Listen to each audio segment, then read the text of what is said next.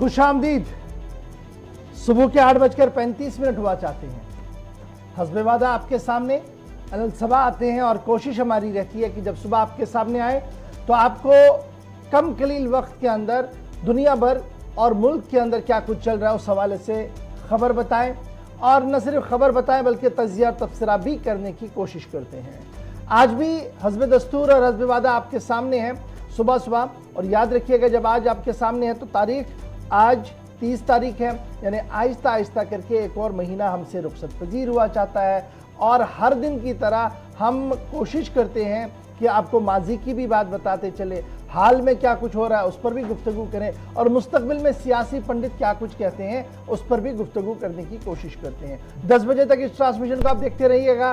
TV पर आप देख रहे हैं तो फटाफट से मोबाइल फ़ोन उठाइएगा और हमारे ऑफिशियल प्लेटफॉर्म जो हमारे सोशल मीडिया के प्लेटफॉर्म है, फेसबुक है, ट्विटर है, इंस्टाग्राम है, क्यू है, वहाँ पर आके जल्दी से सब्सक्राइब कीजिएगा, लॉगिन कीजिएगा और हमारे साथ जुड़े रहिएगा। टीवी के साथ साथ वहाँ पर आप हमारे साथ अभी से ही जुड़ सकते हैं और इनबॉक्स में आकर आप अपनी आरा, आप अपनी बात जो है वो कह सकते हैं। एक तरफ से ये खबर है। और दूसरी बात जो आपके सामने शेयर करनी है अभी वो ये है कि प्रोग्राम के हवाले से 9:40 का वक्त होगा जब तीसरे पड़ाव पर हम आएंगे।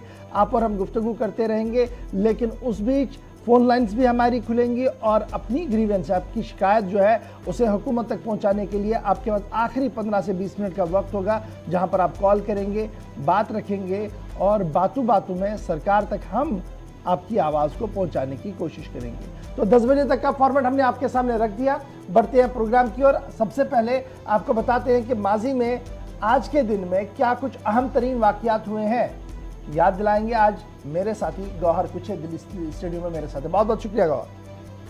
बहुत बहुत शुक्रिया इशफाक गौहर। प्रोग्राम की शुरुआत में हम बात करेंगे आज तारीख में, आज के दिन के हवाले से। आज 30 अप्रैल है। आज क्या कुछ हुआ है मुल्की और आलमी सतह पर, वो हम आपके साथ शेयर करेंगे।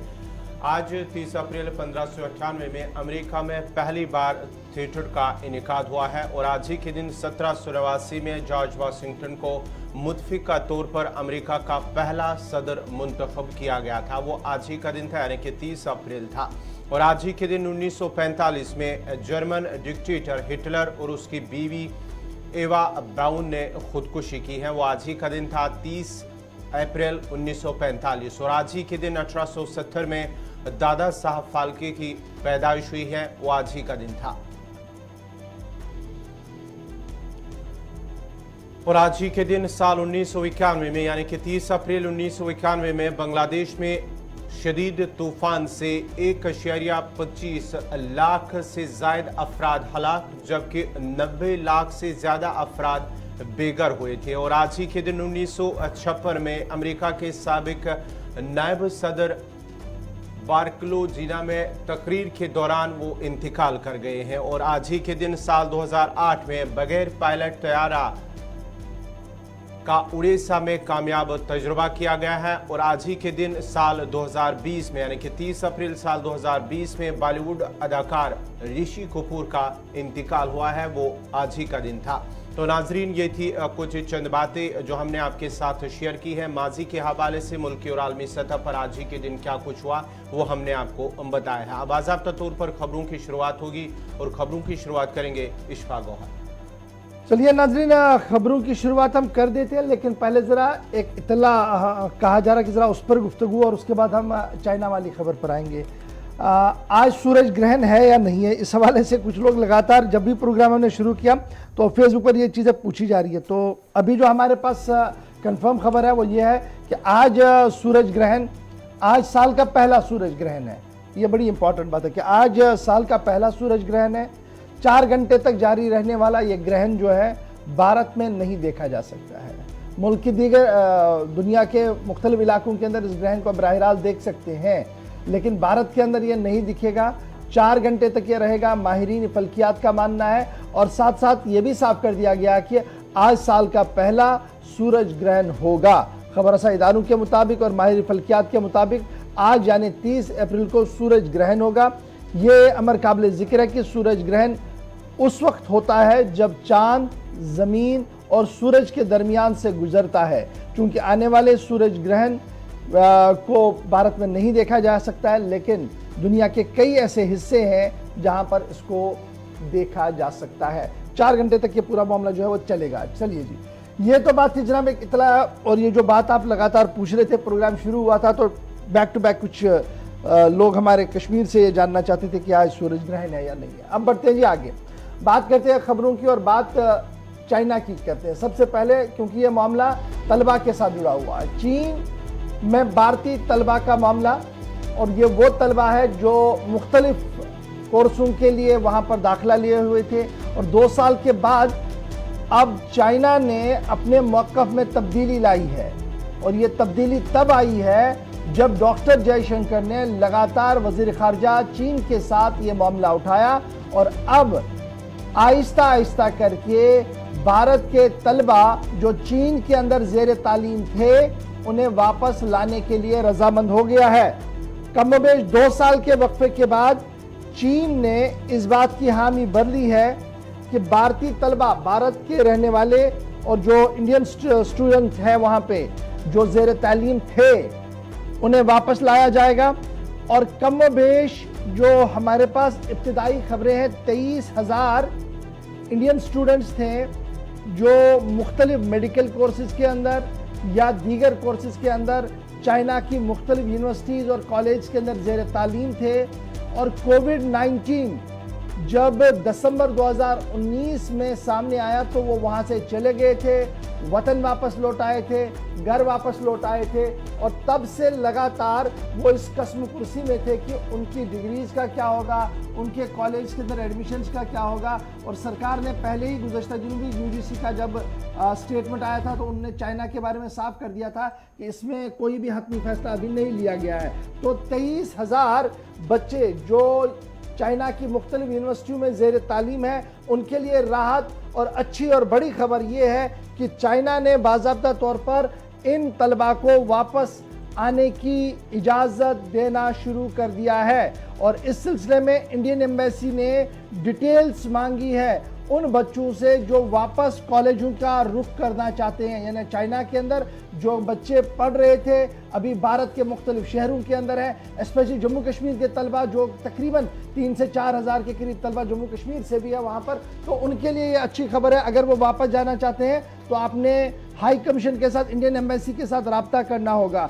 और सिंपल एक गूगल फॉर्म बनाया गया है, वो गूगल फॉर्म पर आपको अपनी तमाम तर इंफॉर्मेशन देनी होगी। और 8 मई आखिरी तारीख रखी गई है तलबा के लिए, जब तक जो गूगल फॉर्म उन्हें सबमिट करना होगा, इंफॉर्मेशन फॉर्म जो उन्हें सबमिट करना होगा, इंडियन एम्बेसी की तरफ से ये बात जो है वो सामने रखी गई है। याद रखिएगा, रजिस्ट्रेशन कैसे होगी, वो जो पहले फॉर्म भरेगा उसी तरीके से होगा, ऊपर नीचे कुछ नहीं होगा। और एक्सटर्नल अफेयर्स मिनिस्ट्री ने ये साफ कर दिया है कि डॉक्टर जयशंकर ने ये मामला कई बार जब ये उठाया जो उनके काउंटर पार्ट वांगी है उनके साथ, तब जाकर चाइना ने अब ये फैसला लिया है कि वो भारत के तलबा को भी वापस अपने मुल्क के अंदर तालीम हासिल करने के लिए ला सकता है। 23,000 बच्चे, याद रखिएगा 23,000 बच्चे इस वक्त मुख्तलिफ कॉलेज के अंदर एडमिट हैं, यानी उनके दाखिले हो चुके हैं। और पिछले 2 साल से न तो वो ऑनलाइन कर पा रहे थे न कुछ कर पा रहे थे, लेकिन अब उनकी मुश्किलें आसान होती हुई नजर आ रही है।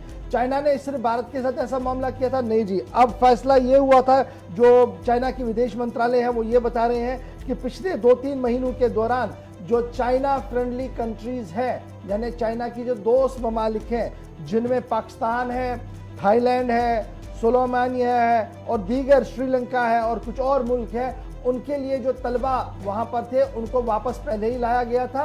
और अब भारत को भी इस फहरिस्त में डाल दिया गया है। और इंडियन स्टूडेंट्स जो वहाँ पर ज़ेर तालीम है वो कम बैक कर सकते हैं, वो वापस जा सकते हैं और वहाँ पर तालीम को कंटिन्यू कर सकते हैं। लेकिन उसके लिए उनका एक क्राइटेरिया है, और वो क्राइटेरिया आपको पता लगेगा जी जब आप एम्बेसी के साथ रब्ता करेंगे कि कोविड और कोविड मैनेजमेंट का जो सख्त प्रोटोकॉल वहाँ पर अभी भी है, उसको देखते हुए ही आपने अपने फॉर्म को सबमिट करना होगा। तो गूगल फॉर्म आया है, लास्ट तारीख जो है आपने मई 8 तारीख दे दी गई है, और ये साफ कर दिया गया कि उसके बाद एम्बेसी जो है आपको कॉल बैक करेगी और आप आहिस्ता आहिस्ता करके वहां की ओर जा सकते हैं। तो ये अच्छी खबर 23,000 बच्चों के लिए जो चाइना के अंदर इस वक्त ज़ेर तालीम है। और जम्मू कश्मीर के जाविये से जब आप देखते हैं तो हज़ारों के करीब बच्चे, चाहे वादी कश्मीर के हैं या जम्मू सूबे के हैं, वो ज़ेर तालीम थे और लगातार हमसे भी ये पूछ रहे थे कि कब इस बारे में कोई बड़ा फैसला होगा। तो बड़ा फैसला हो गया, चीन ने हामी भर ली है,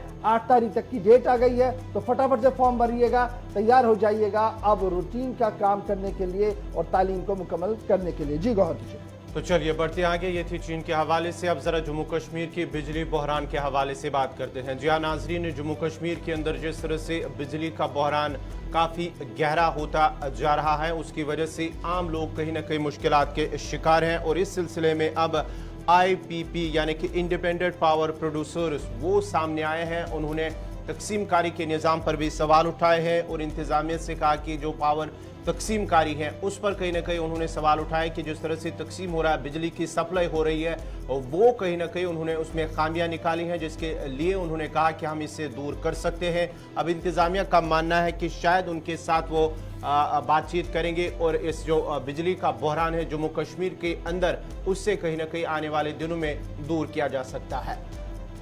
IPP इंडिपेंडेंट पावर प्रोड्यूसर जो है वो एक सोल्यूशन लेकर आए हैं। तनकीद उन्होंने की है लेकिन साथ साथ उनका सोल्यूशन भी है और सरकार की तरफ से भी विलनेस दिखाई गई है, गुड गेस्चर दिखाया गया। कहा कि जब हम तात्पुल के नहीं बनाना चाहते बल्कि अगर उनके पास कोई अच्छा फॉर्मूला है वो सरकार के सामने रखें और सरकार उस मामले पर गुफ्तगू करने के लिए तैयार है। हमें इस तरीके की बात बताई जा रही है। अब इनका क्या मानना है?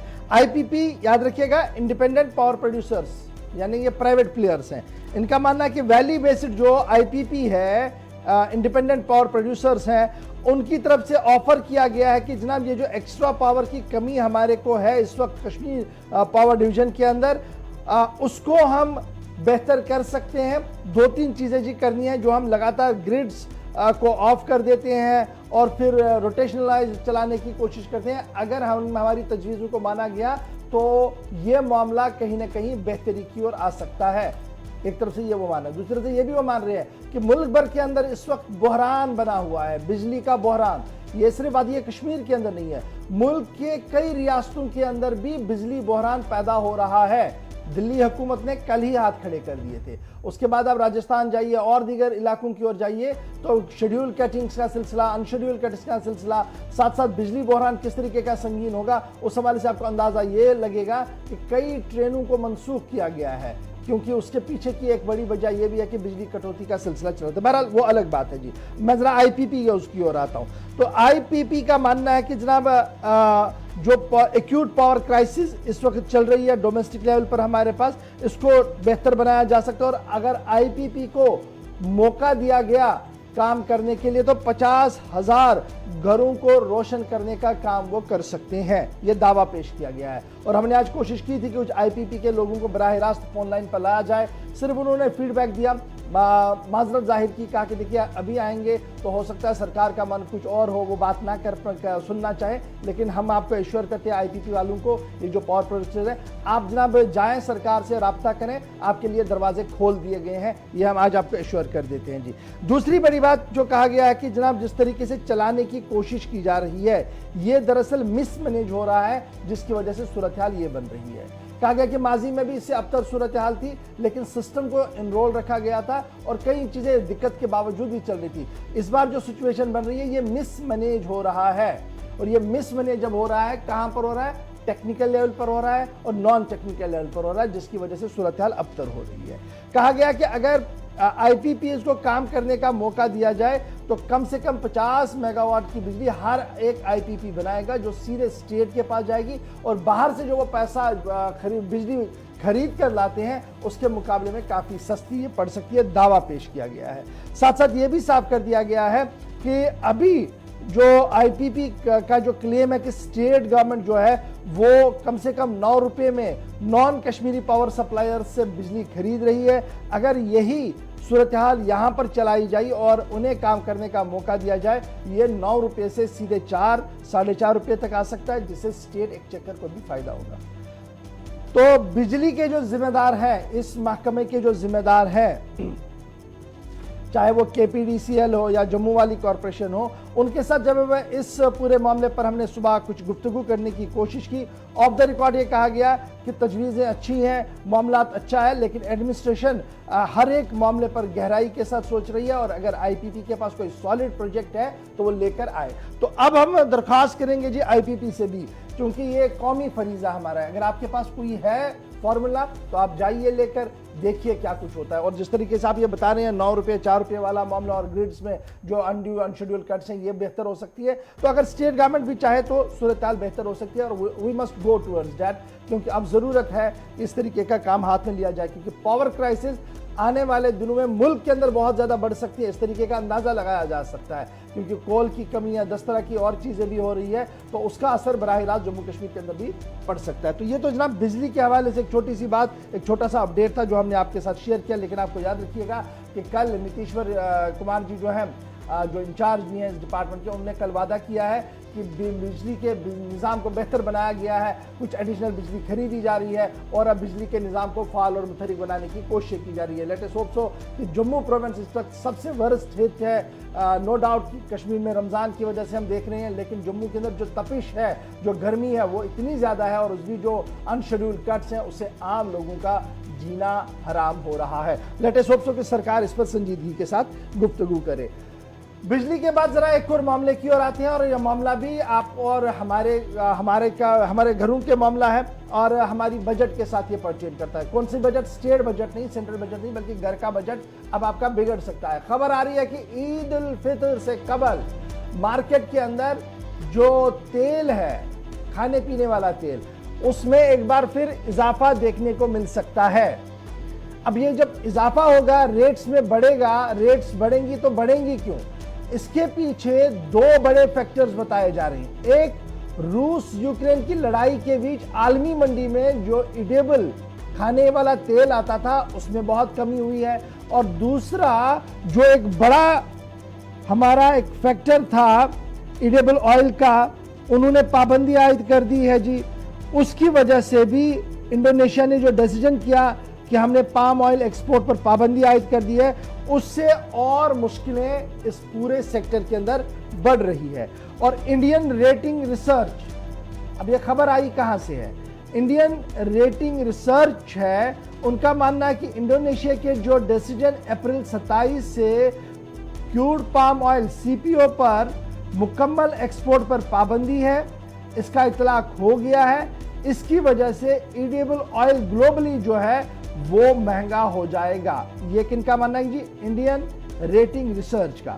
दूसरा ये मानना है कि रूस यूक्रेन फसाद और ये सब चीजें मिलाकर कम से कम 2 मिलियन टन ऑयल सप्लाई जो ग्लोबल मार्केट को हर महीने जाती थी, उसमें 50% की कमी आ रही है।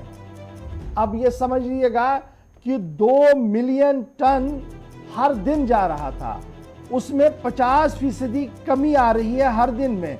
तो इसकी वजह से जो तेल का ज़ख़ीरा था, जब वो मार्केट पहुंचाई नहीं तो रिटेल आते आते उसके दाम आसमान को छू सकते हैं। ये इंडियन रेटिंग रिसर्च की तरफ से बात सामने रखी गई है। अच्छा जी, हाईएस्ट इंपोर्ट जो इस वक्त हो रहा है वो बहुत ज़्यादा खाने पीने के हवाले से, जब हम देख रहे हैं कि रेट्स कहाँ कहाँ जा रही है और क्या कुछ जा रहा है, माना जा रहा है कि जनवरी 2022 और आज के दिन में डबल डिजिट में इन्फ्लेशन चला गया है। और ये डबल डिजिट वाला इन्फ्लेशन जब चला जाता है तो आप समझ सकते हैं, जो अक्सर हमारे व्यूअर्स कॉल करके बोलते हैं जनाब मैंने तो फलानी ब्रांड का तेल इतने में लाया था और आज गया लाने में तो 400 रुपये का इजाफा है, 500 रुपये का इजाफा, 1000 रुपये का इजाफा है। तो ये दरअसल वजह जो है वो दो बड़ी आ रही है सामने। और ये माना जाए कि फितर के बाद, यानी अब अगर 2 दिन के बाद ईद है तो आप समझिएगा कि 2 दिन के बाद या 2 दिन से पहले ही मार्केट के अंदर इन्फ्लेशन का एक बार फिर ग्राफ जो है वो बढ़ सकता है। सूरत हाल इस तरीके की सामने आ रही है। अब ये भी साफ किया जा रहा है कि एक तो ये है जी सारी चीजें हैं, और सोयाबीन ऑयल, सनफ्लावर ऑयल, ये 30 से 50% जंप कर चुका है जनवरी 2022 और अप्रैल 2022 के दरमियान। अब यहाँ पर ये जो रेटिंग एजेंसी है, इन्होंने रियासती इंतजामियों को भी मुतहरिक कर दिया है। कहा गया कि ऐसा नहीं है कि जनाब आज रेट बढ़े तो उसके साथ साथ आप बाजारों में रेट बढ़ेंगे।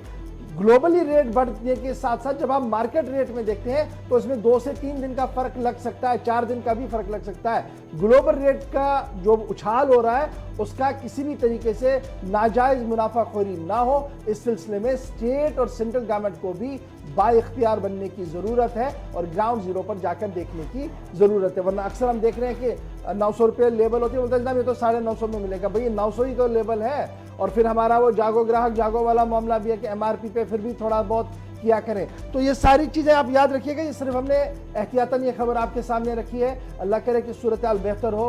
हम समझ सकते हैं कि पूरे मुल्क की सूरत हाल क्या कुछ है, दुनिया की सूरत हाल क्या कुछ है, लेकिन इस बीच जब त्यौहार सामने हो, बैक टू बैक जब बड़े दिन हो, तो इस तरीके की जब खबर आती है तो ज़रूर टेंशन बढ़ जाती है। और स्पेशली उन लोगों के लिए जो हैंड टू माउथ वाले लोग होते हैं, जिनके पास पैसा बहुत कम होता है और खर्चे बहुत ज़्यादा होते हैं, उनके लिए इस तरीके की खबर बहुत ज़्यादा डिस्टर्बिंग होती है। तो एहतियात बरतिएगा खर्चने के दौरान, क्योंकि आने वाले दिनों में कुछ और चीज़ें बदल सकती है। जी गौर। तो चलिए, जहां ये मार्केट के हवाले से खबर, अब जरा एक और बड़ी खबर जिसकी वजह से वादी के लोग कहीं ना कहीं परेशान हैं दहशत में। और वो दहशत की वजह क्या है? कुत्तों की, आवारा कुत्तों की भरमार की वजह से वादी कश्मीर के मुतअद्दिद इलाकों में आवारा कुत्तों की वजह से जो दहशत फैली हुई है, उसकी वजह से आम लोग कहीं ना कहीं परेशान हैं, वालिदैन परेशान हैं, क्योंकि सुबह सुबह जब बच्चे निकलते हैं तो ये खतरा लाहक रहता है कि बाहर जो कुत्ते हैं उनकी वजह से कहीं ना कहीं मुश्किलात का सामना ना करना पड़े। वादी के अंदर मुतअद्दिद इलाकों में आवारा कुत्तों की वजह से जो दहशत मची हुई है, उसकी वजह से अब न सिर्फ मकामी लोग बल्कि आने वाले सयाह भी उनके शिकार हुए हैं। जी हाँ नाजरीन, गुज़श्ता रोज़ वादी के अंदर यानी कि श्रीनगर और दीगर मुतअद्दिद इलाकों में जहाँ पर तकरीबन 40 के करीब अफराद, जिनमें से 17 सयाह भी शामिल है, वो आवारा कुत्तों के निशाने पर आए हैं। उनकी वजह से उन्होंने उन पर हमला किया है, जिसके नतीजे में 39 अफराद जो है वो जख्मी हुए हैं, जिनमें से 17 सयाह भी शामिल है। श्रीनगर के बछवाड़ा इलाके में यानी कि डलगेट के इलाके में वहाँ पर 17 सयाह जो है वो जख्मी हुए हैं। आवारा कुत्तों ने उन पर हमला किया, जिसके नतीजे में वो जख्मी हो। ये सिर्फ कल का वाकया नहीं है जहाँ पर 39 लोग जख्मी हुए हैं, बल्कि मुतअद्दिद इलाके ऐसे हैं जहां पर हर रोज आवारा कुत्तों के हमले, जिनमें से बच्चे, बूढ़े, ख्वातीन सभी उनके शिकार होते हैं। और दूसरी तरफ अगर हम बात करेंगे, श्रीनगर में म्युनिसिपल कॉरपोरेशन की जानिब से जो कहा गया था कि हम नसबंदी के हवाले से एक मुहिम शुरू करेंगे, लेकिन अभी तक ज़मीनी सतह पर ऐसा कुछ देखने को नहीं मिला है। और कहीं ना कहीं लोग भी कॉरपोरेशन के इस इकदाम पर सवाल उठा रहे हैं, अगरचे उन्होंने ये भी कहा था कि नसबंदी के हवाले से मुहिम शुरू करेंगे ताकि लोगों को राहत मिले इन आवारा कुत्तों से, लेकिन अभी तक ज़मीनी सतह पर ऐसा कुछ देखने को नहीं मिला है। इंतहाई अफसोसनाक वाकया है जी। ये जो खबर है कि 40 के करीब लोग जख्मी हुए हैं और 17 सयाह इसमें हैं। और ये कहाँ पर हुआ जी? सिर्फ डलगेट के एरिया में। और मेरे ख्याल से घाट नंबर 5-6 के आसपास की ये कहानी है जहाँ पर ये पूरा इंसिडेंट हुआ है। तो 6 महीने गुजर गए हैं। एक तो ये कल का इंसिडेंट है जो हम आपको बता रहे हैं, लेकिन 6 महीने पहले श्रीनगर म्युनिसिपल कॉरपोरेशन ने एक दावा पेश किया था। और दावा यह था कि डॉग स्टरलाइजेशन यूनिट श्रीनगर के अंदर कायम किया जाएगा नसबंदी के हवाले से। लेकिन अल्लाह बेहतर जाने कि हुकूमत वादे तो करती है, प्रेस रिलीजेस जारी करती है, लेकिन अमली मैदान में जब उसको परखने की बारी आती है तो पता लगता है वो निश्तम, गुफ्तम और बर्खास्तम तक ही रही थी। वो मीटिंग उधर ही तक रही थी, वरना हुक्म हाकिम होता तो उसका इतलाक शहर के अंदर होता। यह हुक्म हाकिम जो है यह सिर्फ दरवाजे की नोक तक चलता है, दरवाजे की दहलीज तक चलता है, उसके बाद इसका इतलाक ही नहीं। 6 माह पहले म्युनिसिपल कॉरपोरेशन ने वादा किया था कि डॉग स्टरलाइजेशन मुहिम को बड़े पैमाने पर लिया जाएगा। अगर वो किया गया होता तो शायद शहर श्रीनगर नहीं बल्कि अब शहर गांव के अंदर ये परेशानी है। लेकिन अब की बार सयाह निशाना बना है, और सयाह जब निशाना बनेंगे तो आप समझ सकते हैं कि वो यहां से किस मैसेज को लेकर बाहर जाएंगे कि शहर का खूबसूरत तरीन इलाका डल लेक, जिसको देखने के लिए बेपनाह बेकरारी होती है जी, बहुत ज्यादा बेकरारी सयाहों को होती है, लेकिन जब चलने की बारी आए तो आवारा कुत्ते इतने खतरनाक कि ना आम आदमी सेफ है और ना ही हमारे मेहमान सेफ है।